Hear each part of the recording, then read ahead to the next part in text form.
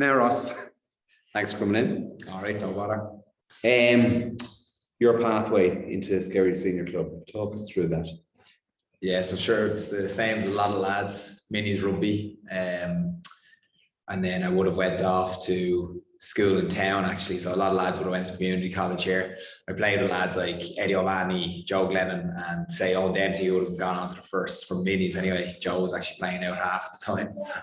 Not somewhere you could picture him, would say. No. Eddie was still the same, couldn't pass the ball, but could run. Yeah. So yeah, I went from there, and then I went on to CUS in town. And I would have stayed in contact with the lads anyway. So Eddie and Joe and young Dimmer. And then I would have got back for the odd match or two between first and sixth year, usually playing under like a different name. So, got back for the odd game.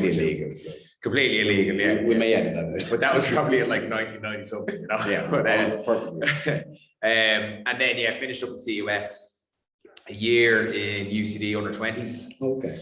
Back to Skerries for a couple of years, and then off to Clontarf for 1 year, and then back to Skerries ever since. So I mean, most of my years have been in Skerries, one away in UCD, one in Clontarf and schools. And why CUS?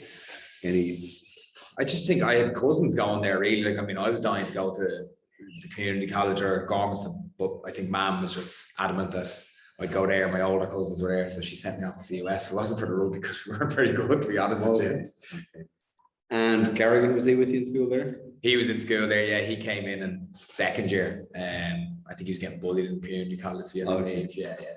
I heard the rumor that the doorways weren't big enough for his head. That's it, yeah. You know the way in town they have those arched doors, so we could get in nice and It's an old school.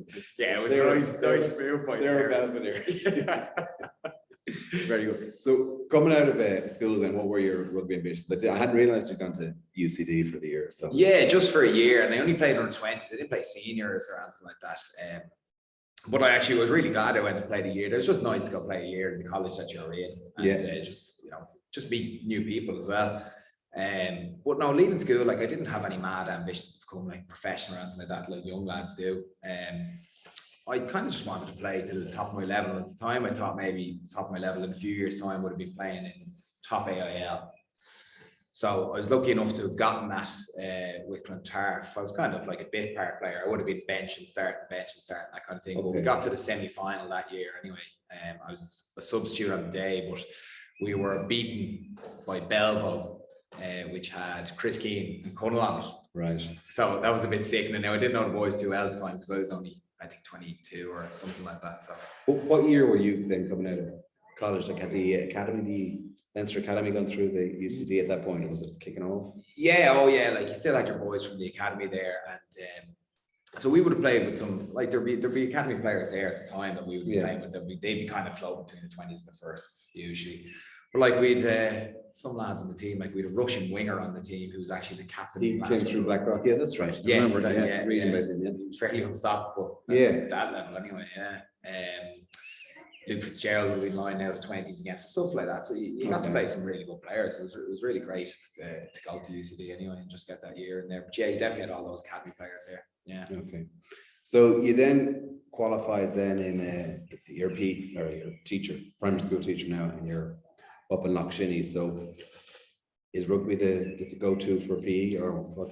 It is and it isn't, to be honest. Like they all think that, oh great, Mr. McAuley's mad for rugby, like so we just be playing sports all the time here. But like I do just as much PE as any other teacher really. Right. Well no, I like to just give them kind of, go of every sport, kind of like usually do one sport a month. So you've got rugby, then you might do a month of hockey, a month of Gaelic football, basketball, but definitely when it gets to the rugby, I'm keen enough to be like, oh yeah, teach them, how to do it. Niall's okay. Niall strikes me as somebody who's very much pro football. Yeah, he's pro football, but he lets me away with it, so we're all right there. Yeah. He's actually his son's still in school, and I think he's got the makings of a good rugby player. Oh really? I'll leave him to it. Yeah, he's a GAA player and a footballer. He's good at those as well. So it's not too late to. But try and get him. So you've been a mainstay in the senior squad for half of the shelf life of the AIL, I'd imagine. So you've been there for 13, 14 years. Yeah, I think. Well, yeah, I suppose we were playing junior rugby for the start of it, But still, I mean, I think I'm in my 14th or 15th pre-season. It's great to hear that you're pre-season. What would you see as the fundamental changes both on and off the pitch that in that time since when you started and what's going on now? Yeah, it's massive. Like, I mean, and it's no offense to any of the lads that played in, say, 2006 or 2007 when I first came in, because it was a different game. I think every club has moved up these levels as well. Like, so, I mean, when we were playing 2006, 2007, like, you know, you were just handed your jersey at the start of the game. I mean, obviously you've trained, you've your patterns, you've your plays and all that sort of stuff. So we're well organized in that way. But now when we go to matches, you know, we rock up to the change rooms, jerseys are hanging up, ready for us, shorts, socks ready. You might be putting on a GPS system. You've got Ian there recording you, sending you how many carries you made, how many tackles you made, how many rucks you got to. Your PTEs, which I was never very good at. Negative carries, positive carries. You've got like buses organized. We're staying overnight in hotels. Like, honest to God, the list goes on. Do you think the current crop are spoiled, or do you think it's just the way it is? I just don't think they know any better. Yeah, like those. Again, it's not a bad thing. It's just the way the sport's gotten on. Like I'd imagine all the other clubs are progress like that as well. Like in 2006, you know, there wasn't GPS available. No. So we didn't know where we were. Yeah, exactly. Yeah, and now I can see my heat map on one part of the pitch, like the wing. Yeah, but yeah, no, it's definitely you and Tanji. Yeah, me and Tanji. Yeah, very good. And the game itself, then, how much has it changed? It's probably become a bit more physical, I suppose, because I mean, the gym is kind of a necessity now, really. Still, like lads like Jenko to get away with it. I don't know how, but he does manage to get away with it. He somehow has that strength. He's a bit of a freak. Yeah, it's strange because I think lads are kind of licking their lips when they see him. Patsy Beggs was the same. He's very that same kind of Tomo O'Hare, you know, deceptively strong. Lads look at him and then all of a sudden he's gone by. Yeah, they just know how to do it. Yeah. But yeah, like, I mean, it's way more physical. Like, the lads just getting bigger and bigger. Like, you see some of these every pre-season I come down, there's this new lad coming out of 6th year, and I just can't get over the size of some of them, like, you know, because they start that gym that bit earlier, or they're just getting taller and taller. Like, I mean, look at the Mulvaney's, like like each one is getting taller. Like, imagine having to feed them. Oh, stop. I mean, that's a lot of pints of milk there. Yeah, there is. Say a mortgage out of each one of them to feed them. And Tyler and Dave have both been great servants to the club. Are you taking credit for bringing those down to Skerries, or guilty? Are we been blamed? Yeah.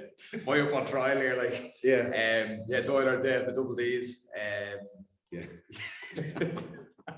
Two of Skerries' best imports, though, really, when you think about it. Phenomenal, like, I have to give it to them, you know, they've been here for the same amount of time I have, really. 14 seasons or so, you know. And they rarely miss training, if ever. They're always down. So, and like, they're traveling from Finglas and Blanchardstown. So Doyler, good Blanchardstown man. So I mean, I'm guilty of bringing them in, but I have to admit, they'd be a nice little addition to the club. Yeah, I think the lads like them, you you know, so they're great old characters. Yeah. So Doyler, would have went to school with Doyler, and then he was friends with Devitt. So that's the connection there. Yeah, and then I got to two of them down. It was great. Fair play. Yeah. But you have to stay playing as long as they stay, and vice versa. That's it. Yeah, that's the way it is. Have they reappeared? I'd say Doyler's body will give it soon enough. Have they reappeared for pre-season? Yeah, Doyler's down. Yeah, he's down throwing a ball around, and he's probably even louder than the young lads. You know. Yeah, well, just like full of confidence. Yeah. So it's a generational thing. But haven't seen David turn up yet, but we're keeping it. CrossFitting is the rumor. CrossFit is the rumor, and I've seen him. Yeah, so big man now at the moment. So it'll be lovely to get him back. That's the double D's. That's the boys, the double D's. Very good. And just coming off the pitch again, then your father and your uncle were both past presidents. Is that something that you're gonna long term? Is that an ambition of yours? Is there further family involvement? Yeah, I suppose so. Like, I mean, you'd like to think it's a few years away, that kind of thing. I mean, when you do finally finish playing, you'd like to think that you go down and just enjoy a few years watching games and watching them, particularly with lads that you played with. You know, I just can't think of anything more enjoyable than that at the moment. But Dad was president for a year, and Robert was president for a year as well. So I suppose it would be lovely to get another McAuley picture up on the wall there, you know. So well, we get Morris keep in mind. We get Morris back. Yeah. We get Morris McAuley back there from wherever he's playing at the moment or not playing. Yeah. Well, it's triathlete. Yeah, triathlete. Yeah. And back in 2012, you got Leinster Player of the Year. Where were we at that stage? But that was the year that we'd come up from junior rugby, and we did our round robin and got back up to AIL. So that was our final year junior rugby. We did quite well that year. We won Club of the Year as well, which is brilliant. So there was big representation at the dinner in the Mansion House, and I didn't actually know I was winning at the time.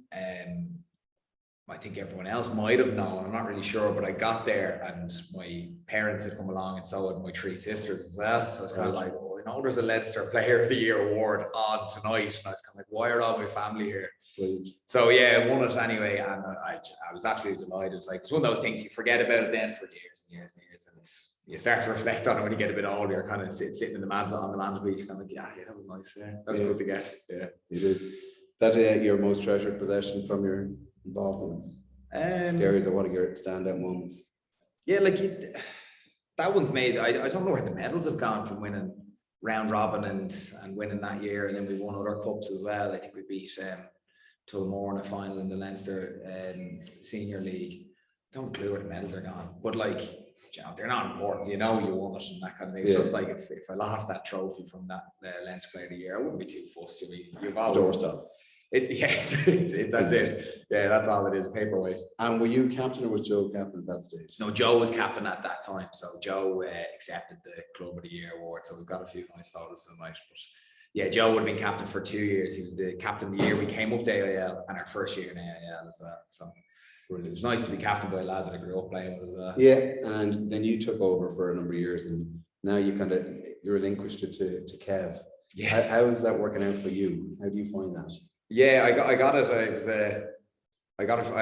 very lucky. I got it for 4 years in a row, so that was nice. I think I looked at the captain's board. Not that I was checking it out too much, but I think there's only one person ahead of me, Bill Mulcahy, so I can rest easy with that. He's got 5 years. I think he was lucky to get in the team. Yeah. You might have heard him. I think I know his dad. Yeah, exactly. Yeah. So it was great to get him for 4 years anyway, and giving up to someone like Kev. I mean, listen, he's probably looking towards me in the pitch anyway, looking for advice and stuff. So he's captain in just name. And, okay, you're the unofficial leader. Listen, like he'll kind of look at the post and I'll give him the nod, or something like that. I'm sure he'd be happy to. He'd be delighted. Yeah. So going forward, you're obviously starting again pre-season. Can you see what your plan is? No, like, I mean, at the moment, I don't know what we're on this season. We're down playing tip. I'm not really sure what we're doing, but like, we're having a laugh and we're throwing out a ball, and that's the main thing. We're enjoying it. So hopefully when the proper pre-season starts, I'll just go down. I'll see how the body's feeling. And if I'm able to give it a go, I'll give it a good lash. And if not, we'll see how that goes as well. But, yeah. With the whole COVID thing, how do you think rugby is going to come out the other side? And at the club level, let's say. Yeah, I just hope there's not too much of a drop off, really. I suppose. Haven't noticed it in our last 2 weeks of training. I kind of see a lot of the same familiar faces down. But likewise, I mean, equally, you don't want to drop off in any other club because I think our competitive games are gone. I know that sounds silly. You'd love to be playing teams and whipping them, but realistically, you need competition there. So I just hope, in clubs like ourselves and the likes of an Enniscorthy or something like that, that these lads just hold on, keep going for another few years, and then that younger crop will come in. Other than that, I can see us just getting back to normal. So just fingers crossed, there's no big drop off from it. So those 14, 15, 16-year-olds who've had very little rugby, what would you say to them now to try and kind of keep them involved or give them words of encouragement to stay involved? Yeah, I saw something the other day. I think it was actually Rugby Club the Chair that like participation isn't a straight line. So it's not as if, I haven't played for a year. That's it. I'm done. I'm out of here. 6 months out of the game. Sure, I can't come back. You just. I suppose if they can get their way back into the game somehow, and whether that's through playing a different sport and then eventually they come back around to us, as long as you're playing something, it's great. And sure, look at the amount of lads we've borrowed off the GAA and vice versa as well. So, I mean, for those younger lads, they were brilliant. The under 15s, they were tipping away on Zoom and keeping as busy as they could in strange circumstances. So, I mean, really just get out there, try and enjoy it, go out and play with your friends. Like, that's ultimately what it's all about. I mean, that's all I ever wanted to do. And that's funny because I was thinking what type of questions I could ask you. Like, rugby it's a social sport and what have you. And you mentioned there, you alluded to there earlier on, that it's become such a physical sport. Do you actually enjoy playing now? Or do you just like something to do, a few drinks at the weekend? Or where are you now in relation to enjoying it? I don't enjoy Sunday mornings. I can tell you that much. I'm not right until probably Wednesday. Okay. So I've Johnny Tyndall's been very good to me for the last few years. He's kind of like told me, you know, do what you can on Tuesday nights and just see how you get on, and you just have to look after the body first and foremost. But yeah, like it's certainly not getting any easier. And playing back row, I know lads would probably say, no, he's wrong, or especially the props, but like I think it's the toughest position on the pitch, because you're expected to be a back and a forward.